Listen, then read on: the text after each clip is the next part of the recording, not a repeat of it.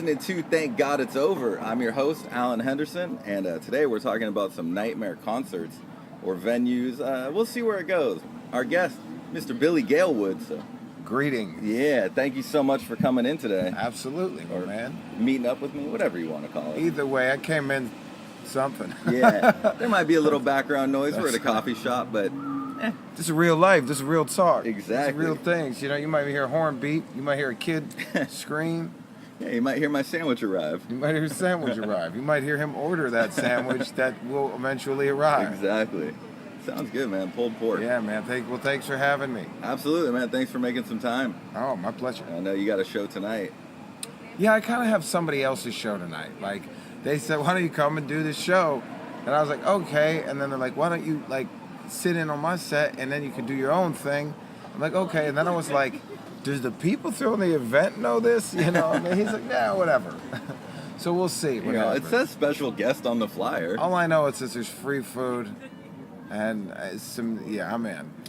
Doesn't sound like a bad event. Yeah, I don't have much of a place to go because of the fires that are happening in San Diego right now. And the house I'm staying at, the ranch, little farm, has been evacuated. Fully evacuated. I am finding solace in friends and desired company. Yeah, it sounds like you would have taken this little vacation anyway. Now you have an excuse. I have the best excuse. I Hey, nowhere to go. my house about to burn down. You mind if I spend about 3-4 more nights over here? No, okay. You know, you guys eat. You gonna eat those chips? That's all I do. I'm a good guest though. I would imagine you're so mellow. I can't imagine you being I do rowdy. my dishes. But you know what's hard? When you're staying at a place that got 3 ladies at it, farting. Farting is really hard to do. You're like, he really likes going for walks. Oh man, I was like, I'll take out the recycling one piece at a time. Oh, yeah, that's classic. shit, man. Are you guys okay on drinks right now, or can I get you anything in the meantime? I think we're all right. I got I'm gonna my- get a sandwich pretty soon. But Yeah, I'm I'll cool let right you now. know. Thank you. Thank you. I just instantly want to order some shit. Like I'm already at my You hear max. that, yeah. You want to order something? Yes. I do want a chocolate croissant. I'm gonna get a chocolate croissant. Go grab her real quick. Son of a bitch. No, I should be back in 30 minutes. So yeah, we're talking about nightmare shows. Right now, you're talking about a pretty goddamn good week. I'm talking about a good weekend. You know, cool thing about if your house burns down is that all of your shit you don't have to worry that's unpaid for. You don't have to worry about paying for it anymore. Is it covered? You gonna be like a burn? I don't know. Would you cut that last part out? I wish I didn't say that. No, I've. It's the second time I've been through this sort of evacuation. It's crazy, but yeah. So that's a nightmare. Speaking of other nightmares, Yeah. nightmare shows, huh? Well, I got a lot that come to mind. Well, how long you've been a musician 90% of my shows are nightmare shows. I started music about 17 years ago. I started performing about 33 years ago. 33 years ago, something like that. So you had to be a kid. Whatever 42 minus 9 is. Yeah, I was gonna say you can't be that old. You started young. I started young, yeah, and I had a lot of nightmare shows, but really, nightmare shows didn't really start coming until I was an adult and I was in charge. That was kind of that's when things got a little weird. Well, it's such an added stress, man. Yeah, I have one show. Yeah, it is, because it's like, if your show sucks, you could always say, well, that playwright really blows, you know? If you blow, you can always attach yourself to whoever wrote it. Man, the director sucks. That's why my acting was so bad. But like when you write a show, as you know, writing a comedy especially, because they'll clap through a bad song. People will clap through a bad song, but if you say a bad joke, man, you get instant knowledge of how shitty you are, or at least how shitty that moment was.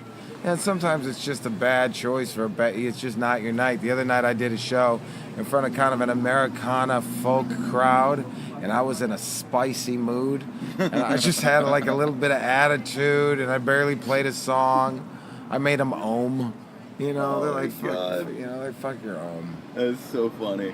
Yeah, you have to read the crowd well. Otherwise. Yeah, and sometimes you can really miss on that mark.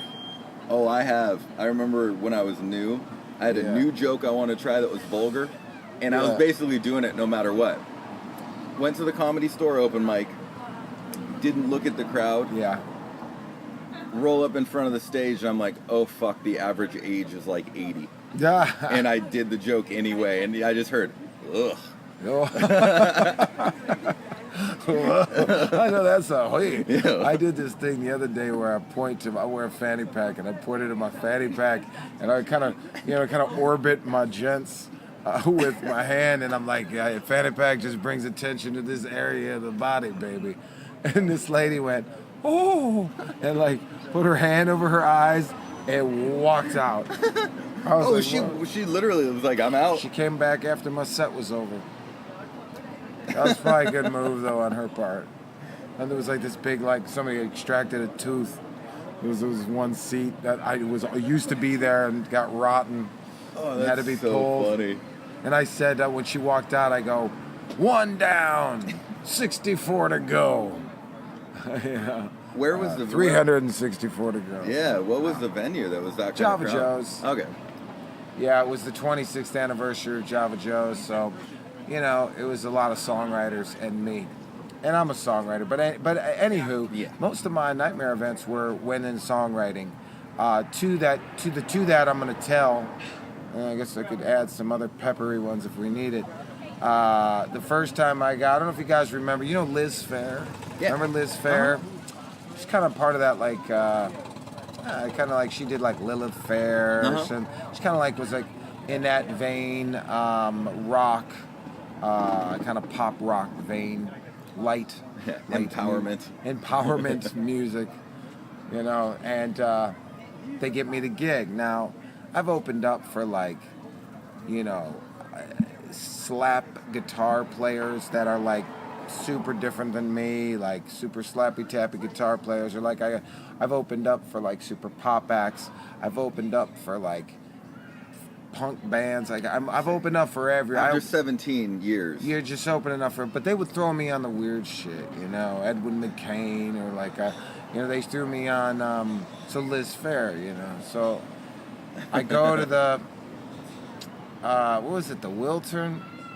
No, it was the Henry Fonda Theater. I don't remember what theater it was. It was something like that. It was a nice one, though.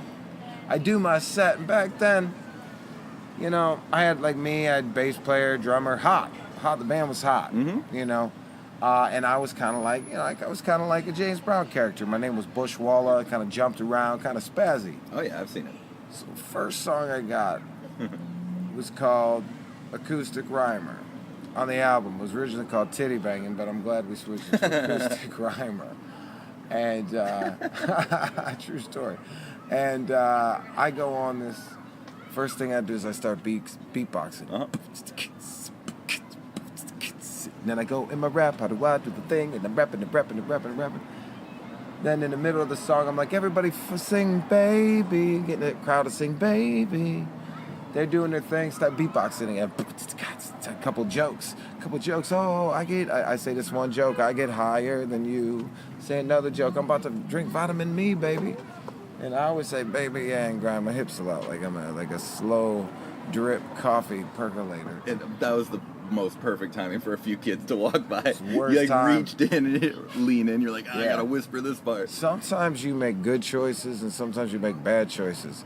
And then specific times you make the worst choices of your life. This was one of those times.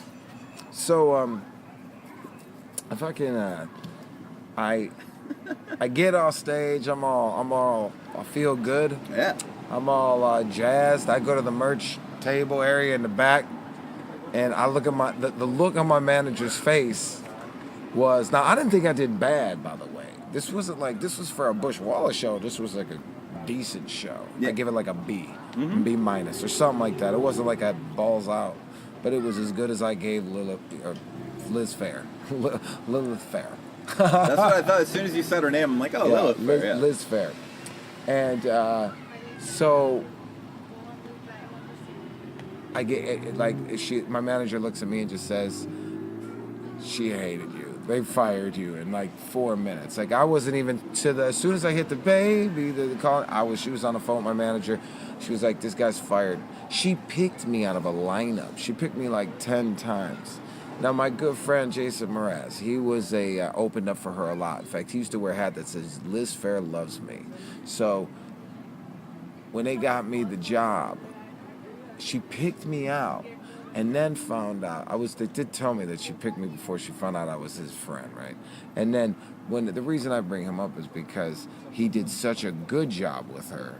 She was her favorite opener. Crazy expectations. Crazy, yeah. So she was like, oh, that's a guy and he's bros with him? Oh, this is gonna be great. So boy did I pull the rug out of her carpeting. And what was it about the baby? Because that sounds mellow. I just make that up, like at baby. It could have been when I juggled. It could have been when I grinded my hips. Anything. Okay. I was microaggressing. I was microaggressor. How do you say that? Microaggressioning my ass off. I was just hurting her. Her face, her makeup was melting off her face. Her two left pointer. Never mind. But she did. So I got fired. Like so then, instant. Yeah. And then, so that kind of broke my heart a bit. And then, but that evening I went to Caribou, the band Caribou, and he blew my mind. So I was like re-inspired for something else. And by the end of the night, I was like, fuck this. If Liz Phair didn't fire me, then there would be a problem. You know? You gotta be optimistic. True art divides its audience. That's what I heard Rick Rubin say. I heard somebody say that Rick Rubin said that. So it probably didn't happen. But, anyway, so that was that one. Kind of like a nightmare in the way that just like the outcome was shitty. Especially when you leave the stage, like that was fun, man. Yeah, oh yeah, and you're like, woo, that's one well. of those times like when I see, you'll see a comic do that, to walk up the stage. Like I had this dude come up to me the other day and go, well, how'd you think I did? And he bombed. He was on stage forever and he bombed the first 7, 8 minutes of it. And I was like, my response is, how do you think you did? Like. Was this on my show? This was you. No, I'm just kidding. No, this is the guy when I was on tour with Eric. And I was like, hey man, I'm just gonna move this over a little bit.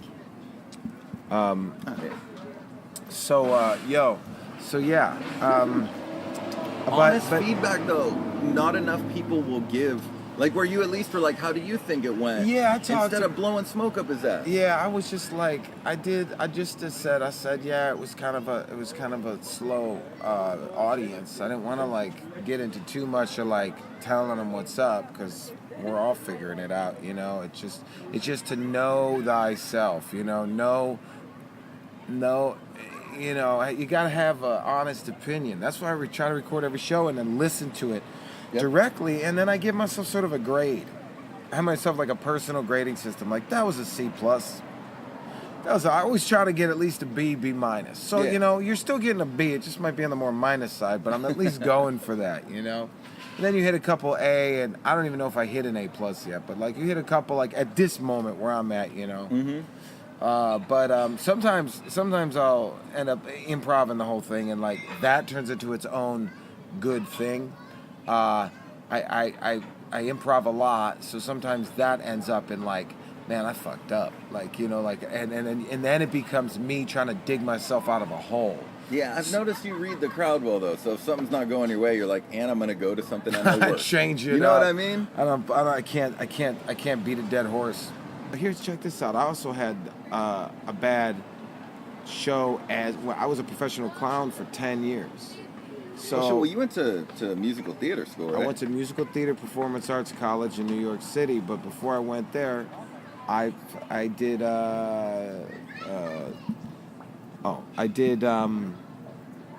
was a clown for 10 years. So I taught myself magic, juggling, balloon sculpting, stuff like that. And so many nightmare stories in there. One time I used to jump around the kids' toys, jump on the slide. If they had a slide, it was always funny to say, I'm going down it. Yo, I got on this plastic. It wasn't Fisher Price, that plastic doesn't go away. There's some blue whales with full slides in their stomach out there. I fucking jumped this slide, and it was like some off the wall. This shit was like The Walmart brand. Sunstroke for like, and it was before Walmart existed. It was still when it was like John Walden's or what it used to be called, like whatever the fuck it was called. I jumped on this thing, exploded under me. Ba-boom! It explodes. I land. I'm dressed as a fucking clown. I'm an adult. And I look around. All the kids are like the top lip is like quivering. Oh, the quivering. The quiver. The adults look like, do we fuck this guy up now or what is happening? And then one guy goes, that was an old slide anyways. And they just went back to playing, man. I felt awful. Another time I was a clown. I used to carry this. I used to have one of the purple weed pipes that used to be transformed into a mushroom. You wear it around your necklace. Then you transform it back into like a bowl. But the only problem with that is that your neck smells like weed. Yeah, it's like resin all the time. It just smell like resin. You go to kiss somebody, you're like, man, you smell like a dirty roach. So I somehow I used to play this thing Pinata-less Pinata, and I would be like, fuck pinatas. They suck. Kids beat the shit out of each other. It's no good. And I would basically just throw candy everywhere and go, and give all the kids bags. This little girl comes up to me and goes, what's this? And has my purple pipe in her hand. It fell into my candy. Oh, and you threw it? I threw it to a crowd of kids. Oh, shit.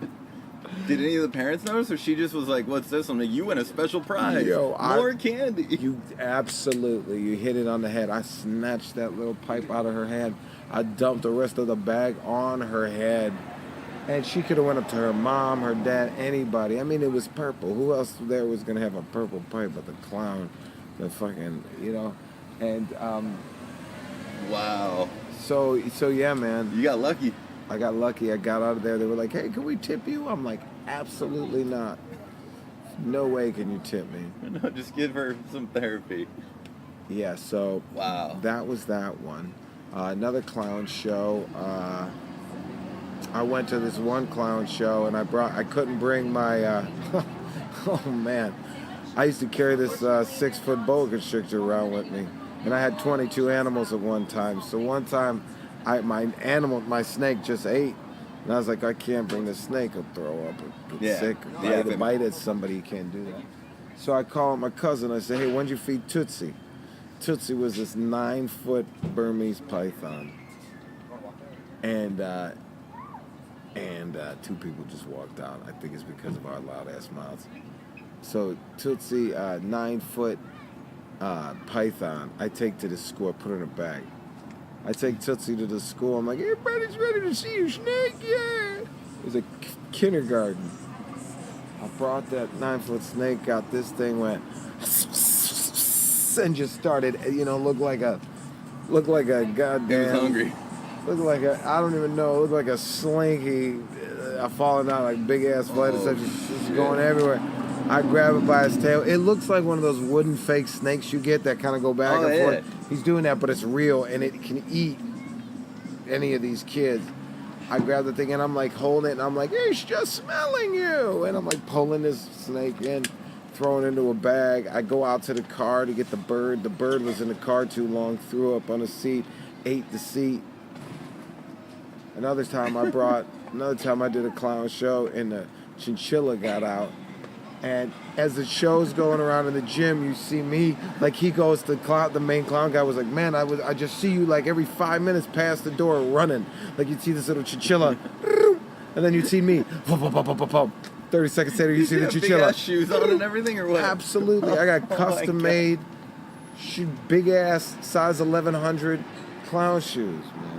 I would imagine you going all out with your costume. You're not holding back. My mother made my costume. It was awesome, man. That's amazing. One clown show, I got stranded in the middle of my car broke down, and I'm like, fuck, I'm far from home. It's a snowstorm. I get out of the car. All I had was a shitty leather jacket. Remember those shitty leather jackets your family would buy you when you're growing up? Like, I bought you a leather. And I was like, cool. I got this slick ass. And then after a while, you'd be like, man, my parents picked this out. Like, this sucks. I see some comedians that want to be like, I got the leather jacket. Yeah. I'm like, you got that thing Yeah. at Goodwill, didn't you? got Because it shit. doesn't fit, and it looks. Your sister got you that, man. You got this shit on sale. That shit was on 90% off at Sears in the off season. You bought that in June.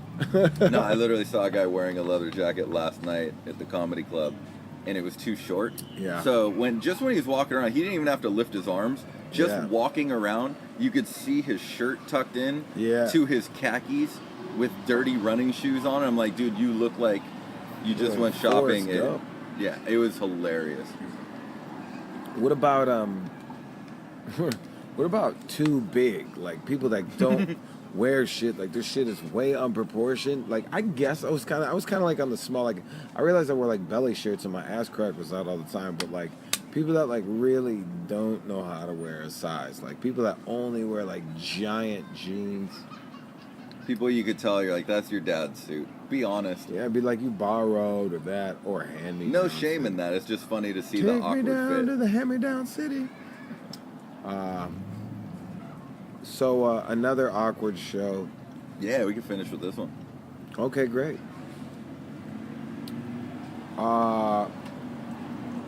This is the worst show I've ever had. I great friend of mine is this magician, TV host. Mm-hmm. Been on Disney, had his own show named Justin Willman. He's the host of Cupcake Wars. So he hires me to be his sidekick, musical comedy sidekick for this show Sleight of Mouth in LA, and we were doing once a month for like a year, right? Here's your Sam pork sandwich right there. Oh, that looks amazing. Pulled pork is all. I'm getting that next time. Thank you for the almond. Enjoy, you guys. Thank you. Thank you. So we go on tour together, and we play Magic Con. Thank you. Magic Con is Comic-Con for magicians. It's not at the San Diego Convention Center.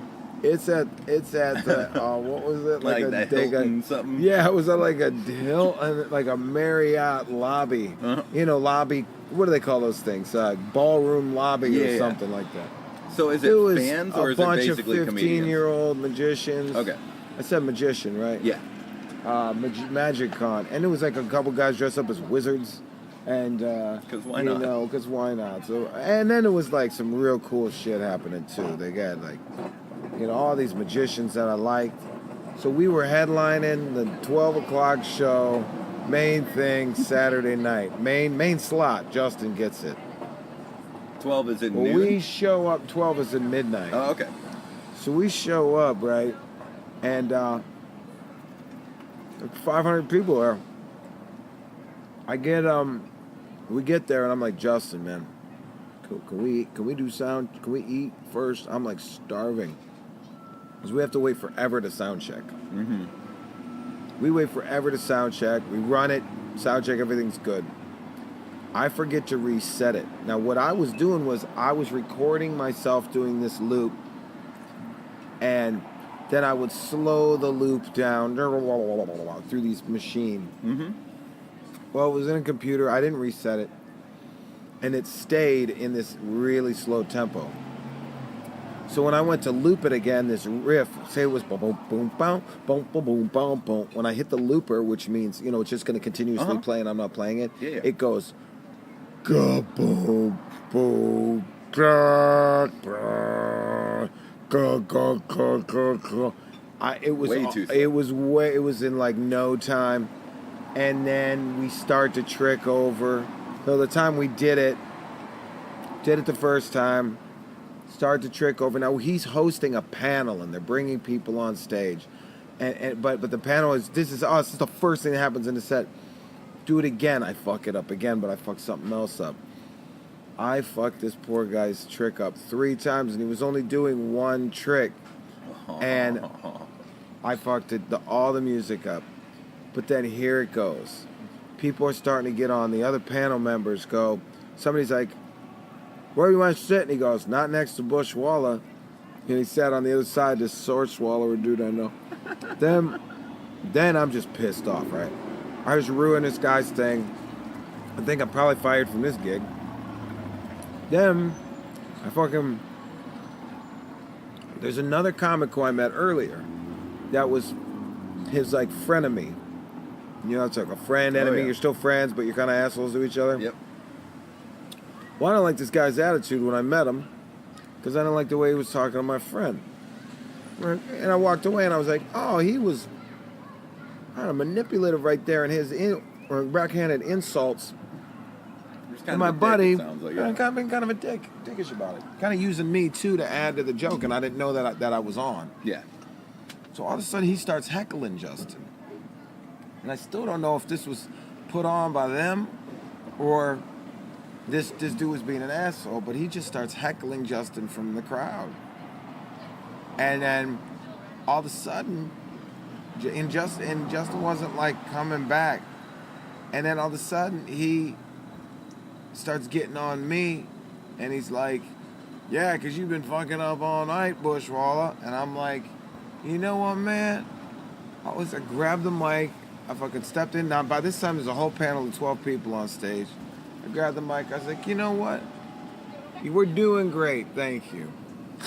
That's not what I said. I said, you know what? I was like, fuck you, dude. I was like, shut up. I was like, you know what? I'm sorry I've been fucking up here because I was too busy. And this is a weird thing for me to say, but I was like, I was too busy fucking your wife. And that was my whole insult. You know, that was before I was doing comedy. I didn't like have all the insults, but I was like I was mad. So I was like, this is what I get for fucking your wife. And I mic dropped him. And I walked away. And he said something else, and I ran back and I grabbed the mic. I was like, oh, I'm sorry. I couldn't answer the phone. I was too busy fucking your wife. And I double mic dropped his ass. And granted, I could have probably came up with something a little slicker now, but I go to the thing. The crowd loves basic stuff. But they were just like, no, they were freaking out. And then the guy goes, I don't even have a wife. And I was like, no shit. And I didn't know he just went through a divorce. Oh. So it's like, you know, and then at the end of the show, I fucking hating life. Nobody's talking to me. Nobody's you're like the black sheep. There are 500 people in the lobby. I load all my shit on a dolly that has flat tires. So I'm pushing this like 300 pounds of gear. And it ain't moving. And it's barely moving. And I get out and I'm like, get out the way, please. Excuse me. People just get out of the way like this guy's bad luck. And I get outside and Justin looks at me and he's like, wow. He didn't know what to say. And his wife's there and she's looking at me and she's like, wow. Nobody, and I'm standing there and I'm like almost in tears. Like that was horrible. Not only that, he's a good friend of mine. I just like ruined his show. And he comes running.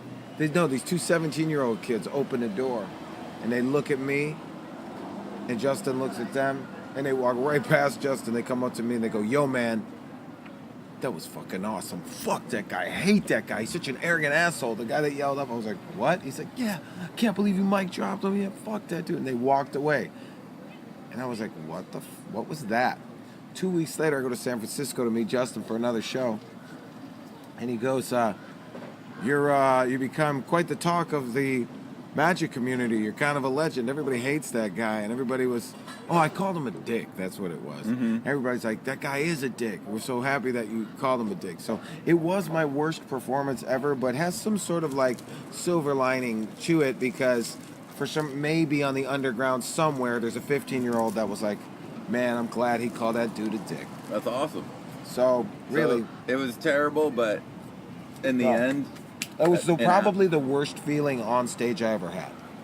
Well, because it sounds like you're similar to me, where if I make myself look bad, whatever, I can get through it. But if I ruin someone else's set or their show, like that's why I get stressed out when I do clean shows. Yeah. I don't care if I say fuck and the crowd looks at me like, oh, settle down.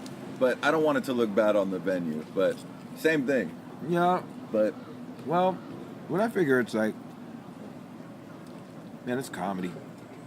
You know, I felt bad the other day at the roast. You know, I'm not really an insultive guy, but I've been getting better at, like, you know, hecklers and whatnot.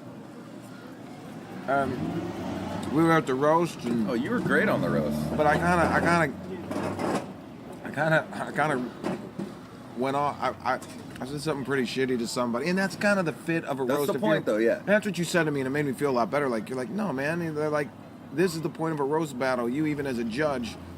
Oh yeah. You can throw Roast that, everyone. and I know everybody, so, and hey, and if he had something to say, he could have threw it right back. Exactly. He came up to me afterwards, and he was like, my name's Bob, like all like postured up, like that's my name. So now you know who I am. I'm the new kid in town. But like, I felt bad though. It wasn't really bad. Nah. But it went great. Those were fun. Yeah, if you're gonna come out to roast, you gotta be. Well, and I tell everyone they're ready for it. They know what they're getting into. Yeah. But shit, on that note, man, we're gonna eat some food. Hell yeah, man! Thanks for having me. Yeah, dude. Thanks for taking the time. Absolutely.